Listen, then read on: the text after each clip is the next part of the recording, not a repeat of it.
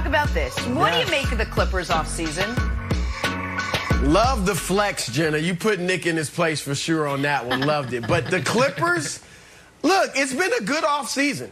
It started slowly. The Lakers were smacking them around, but they came on strong. With getting Serge Ibaka, I can't say enough about this addition. He's a 7-footer, can protect the rim, can step out on the floor and shoot the three. He's a great locker room guy.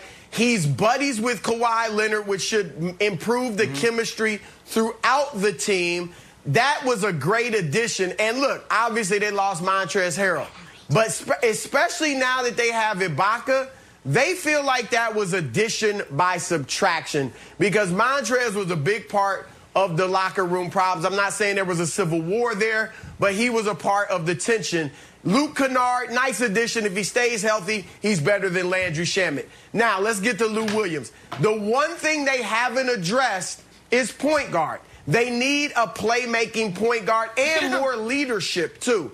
And that's where Lou and Pat Bev come in. They'll trade both of those guys if they can get a playmaking point guard that they like. The problem is Lou's 34, only makes $8 million a year, so it's tough to get equal value for him. And Pat Bev has 2 years, $27 million left on his contract. Not much of a market for him. So you hear Terry Rozier, that is very unlikely. Michael Jordan loves Terry Rozier, not looking to give him up. So they're going to have their hands full trying to get that point guard.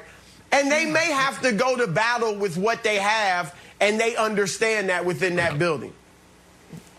All right, so the offseason thus far has been a failure. And it's been a failure because they weren't good enough last year, and they didn't get better. Maybe Ibaka is, in this role, slightly better than Montrezl Harrell. But they were not a slight Montrezl Harrell upgrade away from winning the title. They absolutely... So here's the thing. Everyone's like, oh, how do they stack up to the Lakers? The Clippers need to worry about getting to the Lakers, much less beating the Lakers, because they couldn't do that last year. So let's look at teams we think are going to be in the playoffs in the West next year. The Nuggets, the Jazz, the Rockets, if they stay together, the Warriors, the Mavs, obviously, the Suns, I think a lot of people like them. Guess what? Of all the potential playoff teams, the Clippers have the single worst backcourt in the Western Conference. Prove me wrong. Show me the lie. The worst backcourt but they got the best of wings. any team that could make. That helped them a ton last year. So in other words, let's run it back last year. No backcourt, no rim protector, but we got these wings. Let's run it back. So they do have a rim protector to address. Ibaka is an improvement. I will agree with you on that.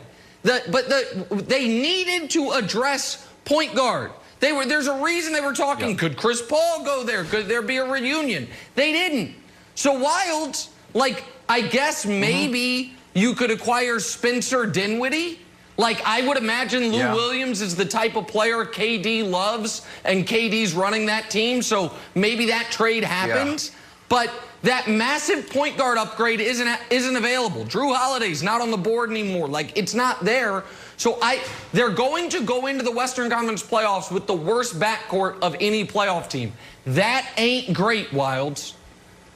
Yeah, I'm sorry, guys. I'm a little bit tired today because I spent all night on the trade machine trying to get a better player for Lou Williams than Lou Williams, and I failed. And I was up till 3 in the morning. I came up with Chris Dunn.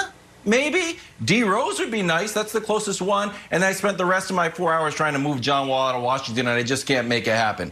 So until I hear an answer of who's going to give you 18 points in 29 minutes, I think you're keeping Lou Williams. And Brandon, I know you're going to be like, it's a chemistry issue. It's a chemistry issue. The one thing we haven't really dug in on is how good the Clippers coaching is. You got Ty Lue. You've got Kenny Atkinson, who built that whole Nets culture. You got Chauncey, who I would follow into a mouth of a volcano. And you got Larry Drew, who's coached for almost 30 years. So if it's a chemistry issue, you've got a leadership core that's just a pure dream team. I think I'd stay with Lou Williams and rely on the leadership of that coaching staff to make it work. I'm not sure. And sometimes your answers are right in that locker room.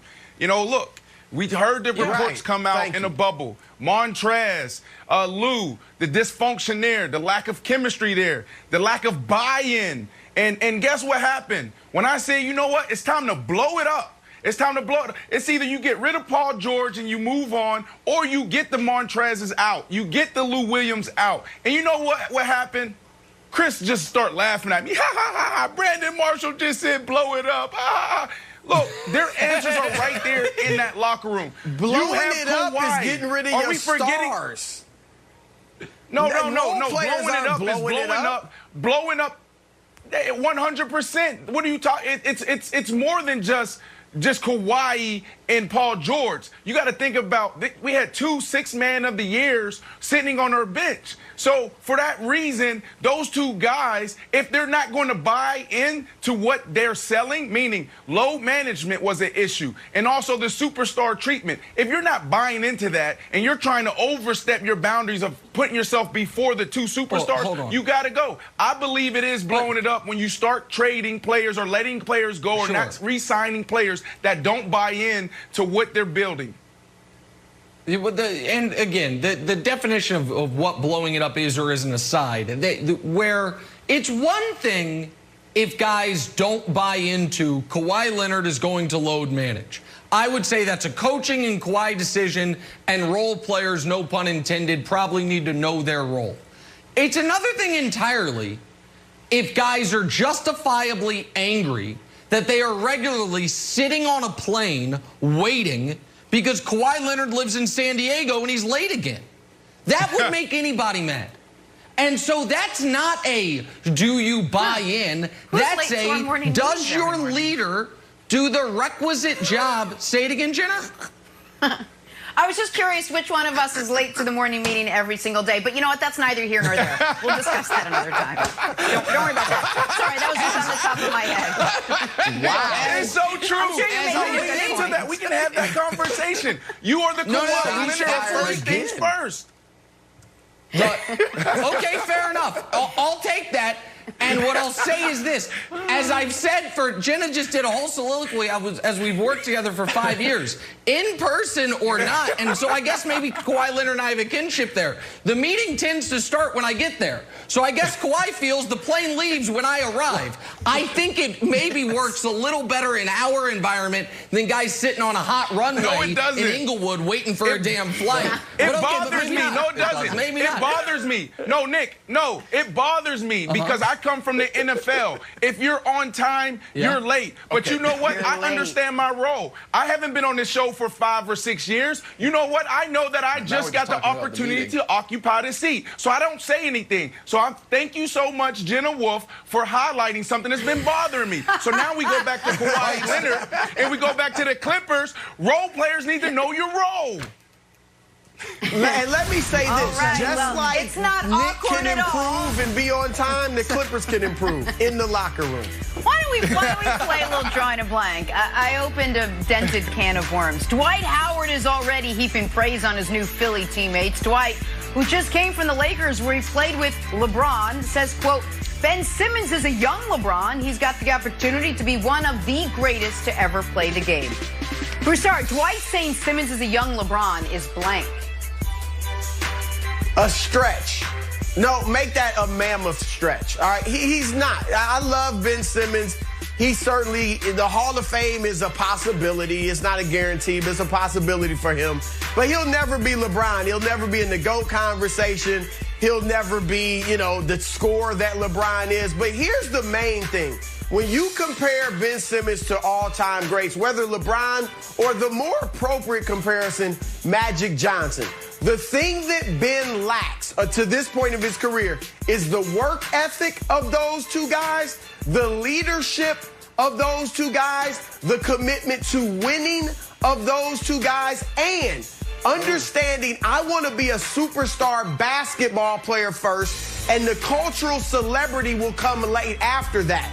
Ben has it reversed, wanting to be a cultural celebrity and then a star basketball player. So he's got to get his intangibles right, like Magic and LeBron, before we can even think about him being as good as one of those guys.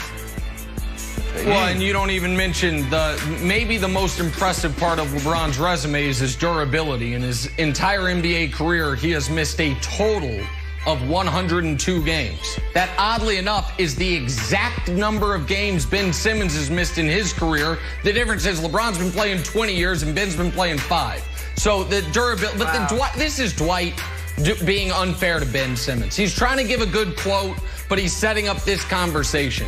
And Wild's old buddy Bill Simmons always would say there are certain guys that are 90-10 guys, that they do 90% of the stuff well, but we focus on the 10% of the stuff they do poorly.